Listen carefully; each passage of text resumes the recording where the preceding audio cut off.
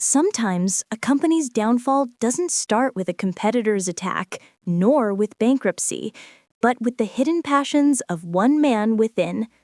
Los Angeles, the city that never sleeps. Behind the glittering neon lights and sky-piercing glass buildings lies a secret that can destroy careers, destroy families, and even shatter the reputation of a multi-million-dollar company. And that night, an ordinary employee, a young woman no one ever suspected, became a silent witness to a dangerous scandal.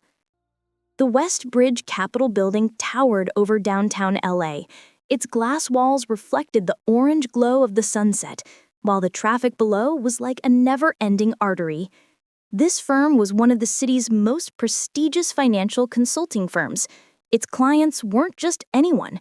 They were businessmen, politicians, and even celebrities who needed a safe place to store their money and reputations.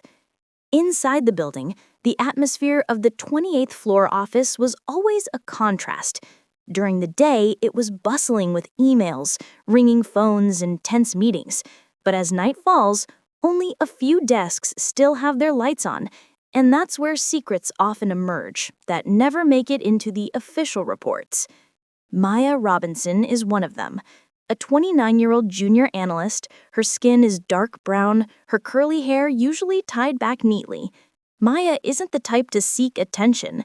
She's more likely to be immersed in financial reports than to participate in pantry gossip. But everyone in the office knows one thing about her. She's a hard worker. Her background wasn't easy. She was raised in Inglewood by a single mother who worked as a night nurse. Her father left when Maya was 5. From a young age, Maya was accustomed to living with little money but plenty of determination. She attended UCLA on a full scholarship, majoring in accounting, and then worked her way into Westbridge, the firm she had always admired. But Maya also knew the world of finance wasn't just about numbers. It was a world of intrigue, ambition, and power plays. And she would soon see firsthand how dirty those games could be. On the other hand, there's Jordan Miller, a 42-year-old white man, vice president of Westbridge Capital. Jordan is the definition of charismatic. Tall, handsome, with neatly combed blonde hair, expensive suits that look like they've just come out of an Armani boutique, and a smile that could melt anyone's heart. Jordan is married to a woman named Claire, and they have 2 teenage children. But at the office, gossip is always circulating. Jordan is too intimate with female clients. No one ever dares to confront him directly, because Jordan isn't just anyone. He's the CEO's confidant, and the company's biggest profit generator. And his newest client, Vanessa Carter, seems to be the new magnet for that gossip. Vanessa is the young CEO of an up-and-coming tech startup. She's only 35, has pale white skin, long, wavy brown hair, and a style that blends professionalism with sensuality. Vanessa is the type of woman who walks into a room and turns heads.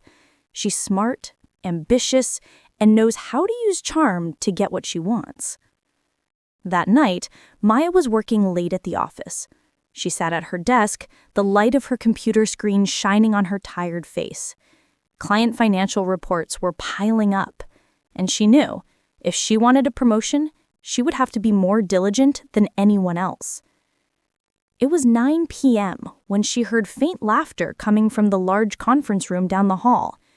Maya initially thought it was a late-night meeting, but the more she listened, the more the voices sounded too familiar, too personal. Curiosity compelled her. She stood and slowly approached the conference room. The glass door wasn't fully closed, allowing a small gap to peek through. And there she saw it. Jordan, the company's vice president, was sitting too close to Vanessa Carter. The conference room lights were dimmed, and the table was littered with wine glasses. Jordan leaned in, whispering something in Vanessa's ear, making her laugh softly. Then, without hesitation, Jordan touched Vanessa's hand in a way that was clearly anything but professional. Maya's heart skipped a beat. She quickly backed away before they realized there were witnesses. At that moment, the realization hit her. This wasn't just a personal affair. Jordan was the head of the company, and Vanessa was a multi-million-dollar client. An affair like this could ruin Westbridge's reputation if exposed. Investors could flee, the media could catch wind of a scandal, and worst of all, the company could be sued for conflict of interest. Maya returned to her desk, her hands trembling as she closed her laptop. She tried to think logically. Did I just see something that wasn't my business? Should I pretend I didn't know? However, the image of Jordan and Vanessa kept swirling in her head. She remembered how Marcus Bennett, the CEO, always said in every meeting, "Integrity is the most valuable currency in this company. Losing it means losing everything." If Marcus knew what was happening, he would probably be devastated. Or maybe Marcus already knew and was simply turning a blind eye for the sake of business. Maya wasn't sure, but one thing was clear. She felt compelled to do something. In the following days, Maya began to pay attention to Jordan and Vanessa's behavior. She never intentionally sought trouble, but whenever she worked late, she noticed the same pattern. Jordan often spent time alone with Vanessa in the meeting room after work hours. One afternoon, Maya saw Vanessa enter the building without an official appointment. She went up to the 28th floor and headed straight for Jordan's office. 2 hours later, they walked out together, smiling, as if they'd just signed a golden contract, even though it had been signed weeks ago. Maya's suspicions grew. At this point, she knew. The office gossip might be true, but gossip alone wasn't enough. If she wanted to protect herself and perhaps the company, Maya needed concrete evidence. And that was the beginning of her bold move, secretly becoming an investigator. During the day, Westbridge remained normal. Employees milled about, typing on laptops, answering phones. No one knew there was a big secret hidden behind those glass walls. Jordan maintained a professional demeanor. In front of everyone, he led meetings with authority, gave directions in a calm voice, and even praised his staff's performance. If anyone saw him during work hours, no one would ever suspect he was plunging the company into a dangerous scandal. Vanessa was the same. When she arrived at the office, she spoke with the legal team, signed documents, and discussed investments. Everything seemed normal, as if she were just another young CEO focused on growing her company. But beneath all that, there was another layer that only Maya saw, a layer of lingering stares, cryptic smiles, and secret meetings after work hours. Maya knew what she was doing was dangerous. Jordan was no ordinary person. If he found out she was watching him, he could manipulate the situation and get rid of her. But Maya also knew silence meant sharing the blame. In her heart, her mother's voice echoed. If you see something wrong, never stay silent. The truth may hurt, but lies will destroy you. And from there, Maya made a life-changing decision. She would begin gathering evidence. Sometimes the truth isn't something we seek, but rather something that ensnares us until there's no turning back.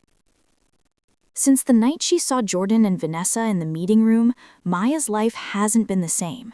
She can't fully focus on her work. Every time she stares at the numbers on the Excel screen, her mind wanders to the obscure conversations she overheard, the intimate glances she witnessed, and the dire consequences that could hit the company. She knows one thing: gossip isn't enough. If she wants to protect herself, and perhaps the company, she needs concrete evidence. Maya begins planning small steps. She doesn't want to act rashly. Jordan is too smart, too experienced. If he feels he's being watched, he can easily turn the tables. On Monday morning, Jordan announces an urgent meeting with Vanessa. It's not on the official agenda. Maya, who usually doesn't attend, pretends to be busy near the meeting room. She places her phone, which she's set to recording mode, under a small table near the door before the meeting begins. From outside, she can only wait. Faint voices can be heard. It started out as a financial report, but it slowly became more personal. Jordan, we have to be careful. If people find out our relationship is more than business, it could backfire. Vanessa, don't worry, honey. No one will know. And as long as I'm their biggest client, they won't dare go against us. The voice sent shivers down Maya's spine. She immediately grabbed her phone after the meeting, pretending to be passing by. Listening to the recording that night in her apartment, Maya realized this was the beginning of something big. A few days later, Maya heard that Jordan and Vanessa were having dinner at an expensive restaurant in Beverly Hills. She learned about it from an administrative assistant who had unknowingly mentioned Jordan's reservation. Maya took a risk. She pretended to be dining alone at the restaurant, choosing a table in the corner. Crystal chandeliers hung from the ceiling, the atmosphere elegant with the tinkling of a piano. Guests wore evening gowns and black suits, while waiters circulated with bottles of wine. Across the room, Jordan and Vanessa sat close together. They didn't look like two professionals discussing business. Vanessa gently touched Jordan's arm, and Jordan whispered something that made Vanessa laugh. Maya pretended to stare at the menu, then quickly reached for her phone to take some photos. Her hands trembled, her heart pounding. If they were caught, it would be over. A small flash of light from the camera nearly sent her into a panic. She quickly ducked her head, pretending to wipe her mouth with a napkin. Luckily, neither of them noticed. The photos were now safely stored in her gallery. Maya's courage grew. One night, she deliberately arrived early, around 6 p.m., when the office was starting to quiet down. From experience, she knew Jordan often held meetings with Vanessa after work hours. Maya approached the small security room downstairs, where an elderly guard named Louise usually sat manning the CCTV monitors. Louise recognized her because she often came home late. With a few pleasantries and a friendly smile, Maya managed to persuade him to leave for a moment to get some coffee. On the screen, she saw the footage from the 28th floor. And sure enough, Jordan and Vanessa were recorded entering the meeting room at 9 p.m. alone and leaving almost 2 hours later. Maya immediately copied the footage onto a small flash drive she carried with her. Her hands were sweaty, and her eyes kept watching the door to prevent Luis from returning unexpectedly. As she left the room, her heart was still pounding. Now she had even stronger evidence, visual footage. But the more evidence she gathered, the more her fear grew. Maya often felt as if someone was following her. One night as she walked to her car in the office parking lot, she heard footsteps behind her. When she turned, she saw only a dark shadow moving quickly away. She also noticed that her desk had been tampered with. The drawers were unlocked, the documents a little messy. Was Jordan starting to suspect something? In her apartment, she began to close the curtains tightly. She couldn't sleep soundly. She had nightmares about Jordan staring at her with angry eyes, or Vanessa coming to accuse her of betrayal. But whenever she had doubts, she played the recording on her phone. Hearing Jordan's voice say the words, "our relationship," was enough to remind Maya this wasn't a small matter. This could ruin everything. The company's CEO, Marcus Bennett, a black man in his 50s, began to suspect something. He wasn't blind to gossip. Some investors were already wondering why Westbridge was so indulgent with Vanessa's startup. One afternoon, Marcus accidentally ran into Maya in the pantry. He stared at her for a long moment, as if reading her mind. "Marcus, you seem anxious, Maya. Is something bothering you?" "No, sir, just work."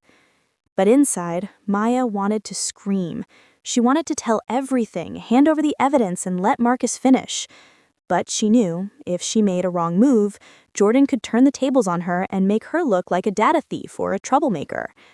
Maya chose to remain silent, for now. The tension peaked when Jordan himself began to feel uneasy. During a weekly meeting, Jordan stared at Maya for longer than usual. His smile wasn't friendly, but rather the smile of someone harboring suspicion. After the meeting, Jordan approached her. "You're working late quite often, aren't you, Maya?" "Yes, sir. I have a lot of reports to finish." "Good. But remember, there are things in this office that are better left unnoticed. Just focus on your work. Understand?" Those words sounded like a subtle warning or a threat. Maya smiled stiffly and nodded, But deep down, she knew Jordan was probably already suspicious. Maya sat in her apartment that night, staring at all the evidence she had gathered.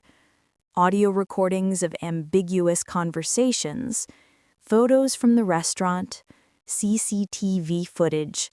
She knew this evidence was powerful enough to destroy Jordan, but she also knew it could destroy her if she handed it over incorrectly. Would she be a hero or just another victim of the powerful? That night, Maya scribbled a note in her notebook. If anything happens to me, this evidence is in a special folder on my work laptop. Password, Integrity 2025. She knew her next step, handing all this evidence over to Marcus. But she also knew it would mean revealing herself. There was no turning back. And so, Maya prepared herself for the day that would change everything. The truth is a double-edged sword. It can save you, or it can come back and end everything. That morning, Los Angeles was shrouded in a light haze. The streets were still crowded with cars jostling for space, while on the 28th floor of Westbridge Capitol, the atmosphere was more tense than usual. Maya Robinson sat at her desk, her eyes staring blankly at the computer screen. Inside her briefcase was a flash drive containing CCTV footage, restaurant photos, and audio files of secret conversations. Her fingers trembled every time she touched the bag, as if the small object could explode at any moment. She knew, today she had a decision to make: hand over the evidence to Marcus, or destroy it all and pretend she never saw anything. The voice of her mother's heart rang again. If you see something wrong, don't stay silent. Silence means you're partly to blame. Maya took a deep breath. Her decision was firm. That afternoon, Maya worked up the courage to knock on the door of the office of Marcus Bennett, the CEO. His office was spacious, with large windows overlooking Los Angeles. The walls were covered with law books and award certificates. Marcus himself sat behind a large wooden desk, his sturdy body hunched slightly toward the laptop screen. Marcus lifted his head when he saw Maya. "Maya, can I help you?" "Sir, I need to talk to you. It's important. And please, this must be strictly confidential." Marcus stared at her for a long moment, then motioned her to sit. The room fell silent. Maya opened her bag, took out a flash drive, and placed it on the table. Her hands were trembling slightly. I discovered something about Mr. Miller, about his personal relationship with one of our clients." Marcus, frowning. "Are you sure what you're about to say is true?" "Maya, I have proof. Voice recordings, photos, CCTV footage. I don't mean to interfere, but this could destroy the company if left unchecked." Marcus stared at the flash drive as if weighing 1,000 possibilities. Then, with a serious expression, he inserted it into his laptop. The room filled with the sound of the recording. Jordan's voice was clear. "We have to be careful. If people find out our relationship is more than business, this could backfire." Then photos appeared on the screen. Jordan and Vanessa having dinner together, sitting too close, smiling too intimately. CCTV footage followed. Them entering a meeting room after work hours, alone, and then leaving 2 hours later. Marcus closed his eyes, exhaling heavily. God, so the rumors are true. Maya looked down, her heart pounding. Marcus rose from his chair, walked to the window, and gazed out at the Los Angeles skyline glimmering in the sunlight. "Marcus, do you know the risk you're taking by putting all this together?" "Maya, yes, sir. But I can't stay silent. The integrity of the company is more important." Marcus turned, his gaze respectful. "You're brave. And now, we have to act before this gets out to the media. 2 days later, Marcus called an emergency executive meeting. The entire boardroom was in attendance: the CEO, the head of legal, and of course, Jordan Miller. Vanessa Carter was also summoned, supposedly to discuss new contract strategies. The large meeting room was filled with tension. The crystal chandelier cast a cold light, and the blank projector screen waited to be turned on. Jordan sat confidently, his black suit immaculate, his smile as captivating as ever. Vanessa, beside him, wore a white blazer, looking relaxed, even a little cocky. Marcus entered last, carrying his laptop. A moment of silence fell. He looked at each person in the room before saying, "Today, we're going to discuss a matter concerning corporate integrity. I want everyone to listen carefully." Marcus turned on the projector. The screen displayed a photo of Jordan and Vanessa at a restaurant. Vanessa was immediately shocked, her face pale. Jordan tried to remain calm, though his jaw clenched. Then a voice recording played. Jordan's voice filled the room. "We have to be careful. If people find out our relationship is more than business..." All eyes were now on Jordan and Vanessa. The CFO, "Is this true, Jordan?" Jordan, stuttering, trying to control himself. It was just a joke. Nothing serious." Then Marcus showed the CCTV footage. Jordan and Vanessa entering a meeting room late at night, alone. No more excuses. Marcus stared at Jordan coldly. A personal relationship with a major client is not only a breach of ethics, but a betrayal of this company. You're putting us all at risk. Vanessa tried to intervene. "Marcus, this has nothing to do with my company. Our personal affairs won't affect business." Marcus glared at her. "Personal affairs. You're using this relationship to gain an advantage in a contract. That's fraud, Vanessa, and we won't allow it." Jordan stood up, his face bright red. "Marcus, you can't ruin my career just because of a few potentially manipulated recordings and photos. I've brought billions of dollars to this company. Without me, Westbridge would be nothing." Marcus rose from his chair, his body rigid, his voice trembling with emotion. "You're wrong, Jordan. Without integrity, Westbridge is nothing. And starting today, you are no longer part of this company." The room fell silent. Jordan remained silent, his eyes gleaming with anger. He picked up his bag and walked out with heavy steps, slamming the door behind him. Vanessa tried to threaten. "If you break the contract, my startup will sue you. You will lose your reputation and money." Marcus didn't waver. "Go ahead and try it. Our legal team is ready. You have breached the contract through unethical behavior. We will sue you back." Vanessa remained silent. Her usually confident smile was gone. The news never leaked to the public. Marcus and his legal team moved quickly, closing the legal loophole, terminating Vanessa's contract, and dishonorably dismissing Jordan. The media never found out. Investors never heard any further gossip. Westbridge was spared potential reputational damage. Jordan, the charismatic VP, disappeared from the Los Angeles financial world. A few months later, rumors swirled that he had moved to another city, trying to build a small firm, but failing. Vanessa also lost the trust of many investors. Her startup faltered and was gradually abandoned. Maya, after it all ended. Maya never emerged as a hero in public. Her name wasn't mentioned in meetings, and no one knew she was the one behind the scandal, except Marcus. But a few months later, Maya was called into Marcus's office again. "Marcus, Maya, you saved this company.